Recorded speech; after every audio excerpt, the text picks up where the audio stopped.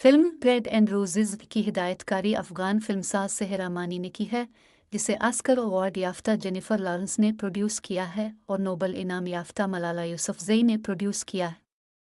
Bread and roses एक दस्तावेजी film है जिसे अफगानिस्तान के अंदर से इन ख्वातीन ने फिल्माया है जिन्होंने उन पाबंदियों के खिलाफ मुजाहमत की है। उनकी जिंदगी। मैं एक वीडियो ले रही हूँ, मुझे कॉल ना करें, डॉक्टर ज़ोहरा मोहम्मदी फिल्म में एक कॉल करने वाले से कहती हैं जब वो नीचे अपने काम की जगह पर भाग रही है।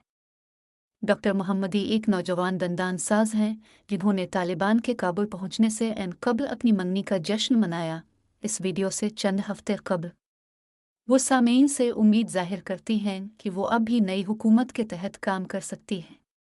वो कैमरे को बताती हैं, अब तक तालिबान ने डॉक्टरों को परेशान नहीं किया, हालांकि उन्होंने मुझे सिर्फ निशानी पर से मेरा नाम हटाने का हुक्म दिया है। डॉक्टर मोहम्मदी अपने दफ्तर के निशान को सड़क पर एक नुमाया मकाम पर रखते हैं अपने साथ।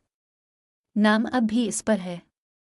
ये इस जुर्रत की भी निशानी है जो वो पूरी फिल्म में दिखाती है।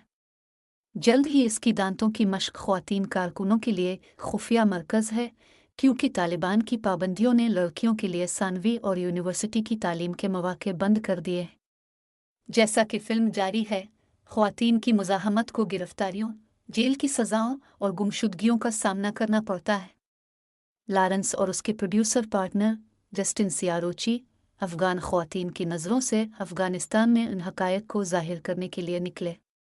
उन्होंने मानी को दस्तावेजी फिल्म की हिदायतकारी के लिए शामिल किया और यूसुफजई ने इस प्रोजेक्ट में बतौर एग्जीक्यूटिव प्रोड्यूसर शमूलियत इख्तियार की ताकि इसके पैगाम को वसअत दी जा सके।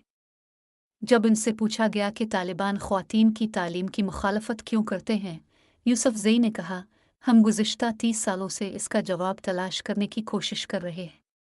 मुझे कोई ऐसी वजाहत नहीं मिल रही जो मेरे लिए इसका जवाब पेश करे।